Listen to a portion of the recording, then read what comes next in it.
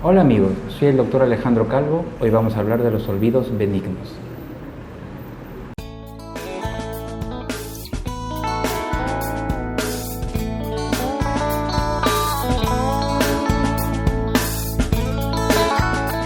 Todas las personas, adultos mayores o jóvenes, en algún momento nos preocupamos por los olvidos.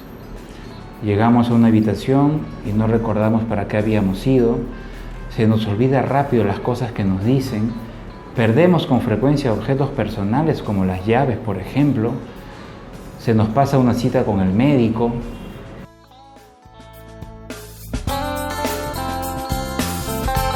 Y la preocupación va sobre todo en el sentido que lo relacionamos con un cuadro de demencia.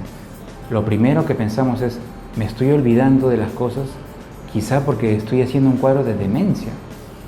Sin embargo, estos olvidos llamados benignos no son relacionables a un cuadro de demencia en la inmensa mayoría de las veces.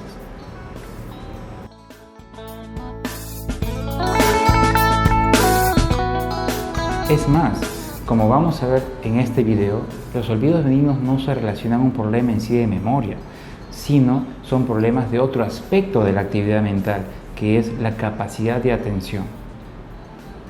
Para poder entender a qué nos referimos con atención, vamos a ver el siguiente dibujo. La persona está en un entorno donde tiene un estímulo, en este caso un triángulo rojo.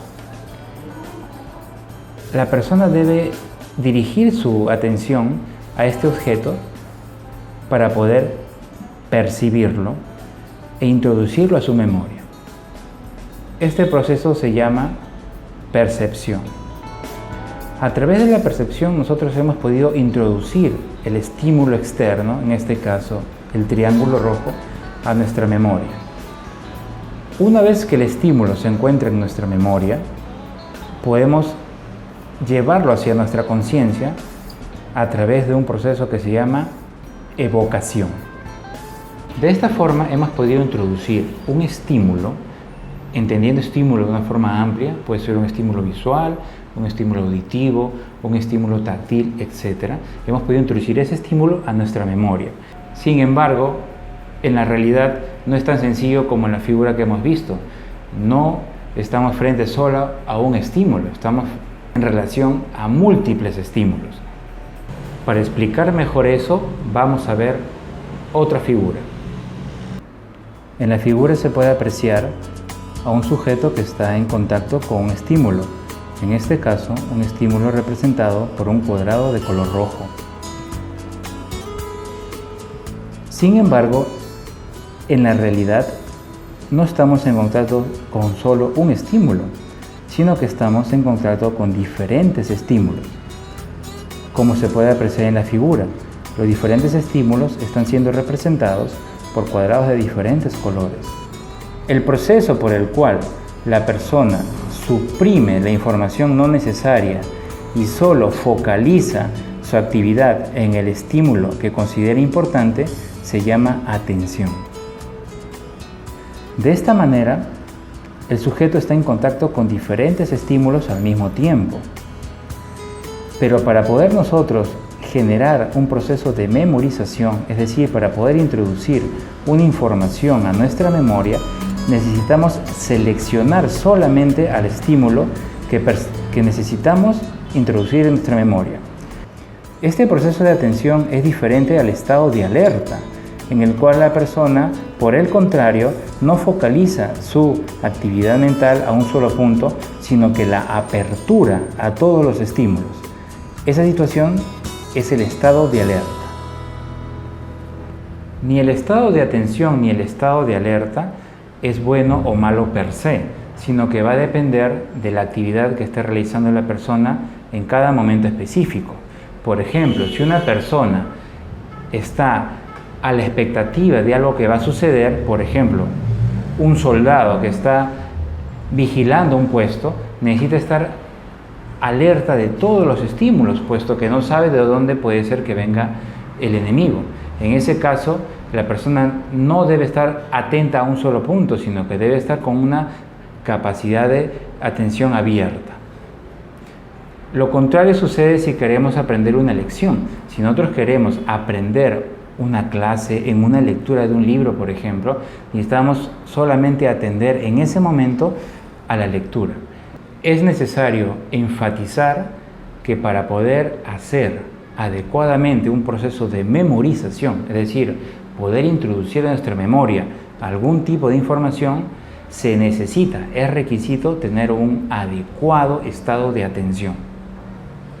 La atención es importante para seleccionar el estímulo externo al cual queremos dirigir nuestra actividad mental, pero también es importante para poder focalizar nuestra actividad interna. Eso vamos a explicarlo mejor en el siguiente dibujo. En esta figura podemos ver a un sujeto que está en contacto con un estímulo representado por un triángulo de color rojo. Esta persona va a realizar una actividad que está en relación a este estímulo. Por lo tanto, la persona introduce ese plan en su memoria. Luego, la persona deja de tener contacto directo con el estímulo, como se aprecia en la figura, y se va a realizar la actividad que está en relación con el estímulo del triángulo rojo. Sin embargo, cuando la persona está yendo a realizar la acción, comienza a focalizar su actividad mental en otras ideas, en otros pensamientos. Con este ejemplo voy a aclarar un poco lo que he querido decir. Pongámonos en el caso de una persona que está ingiriendo un alimento, un emparedado por ejemplo, en su habitación. Se percata que este emparedado le está ensuciando un poco las manos y por lo tanto decide ir hacia la cocina para traer servilleta y poder comer el emparedado sin mancharse. La persona va caminando hacia la cocina. Su actividad mental está focalizada en que debe traer una servilleta. Pero mientras va caminando, se vienen otras ideas a la mente. Puede pensar de repente en que tiene que pagar la escuela de los niños, de repente comienza a pensar que su padre está enfermo, que debe llevarlo al médico, y cuando llega a la cocina, ya no recuerda para qué había ido ahí. Entonces la persona vuelve a la habitación y cuando ve nuevamente el emparedado que está en el cuarto, recién recuerda que tenía que ir a la cocina para traerse servilleta. Ese es un típico caso en el cual la persona no recuerda para qué había ido a una habitación, pero no tanto por un problema de memoria, sino porque tuvo una dispersión de su atención. Mientras estaba yendo a caminar, se distrajo. Y ejemplos como el que he dicho hay muchos. Una persona que no recuerda si tomó su pastilla, usualmente es porque la persona tomó la pastilla pensando en otra cosa. La atención de la persona no estuvo focalizada en el acto de tomar la pastilla. Una persona que tiene muchas actividades, que tiene muchas cosas en la mente, es una persona que se le puede escapar una cita con el médico si es que no lleva una agenda. Si una persona está muy distraída, si su atención está muy dispersa, va a tener más dificultades en retener una clase, en el estudio. De la misma forma, si una persona no presta atención a dónde dejó sus llaves, después no va a poder saber dónde están. Pero no porque tenga un problema de memoria, sino porque no pudo enfocar su atención en ese hecho y por lo tanto nunca introdujo esa información en su estado de memoria. Y esa es la característica más importante de los olvidos benignos. Son olvidos entre comillas que se presentan por un problema en la atención, no en el sistema de memoria. Una persona puede tener una atención muy dispersa porque quizás es parte de su personalidad. Hay personas que son, digamos, más distraídas que otras, pero la atención también se dispersa en algunas enfermedades. Por ejemplo, en la ansiedad y en la depresión es frecuente que la atención se disperse mucho y la persona tiene mucha dificultad para poder enfocarse en una actividad en específica. Otro aspecto importante de los olvidos benignos, otra característica es de que la persona que se olvida es la misma persona que se da cuenta de que está sufriendo un problema para recordar las cosas. La misma persona que llega a una cocina y no sabe para qué había ido es la que se pregunta, ¿por qué vine a la cocina? La misma persona que no logra memorizar una clase es la misma que se pregunta, ¿por qué no puedo memorizar la clase? Esto es una diferencia importante respecto a los olvidos patológicos. que son los olvidos que sí podrían estar en relación con un problema de demencia.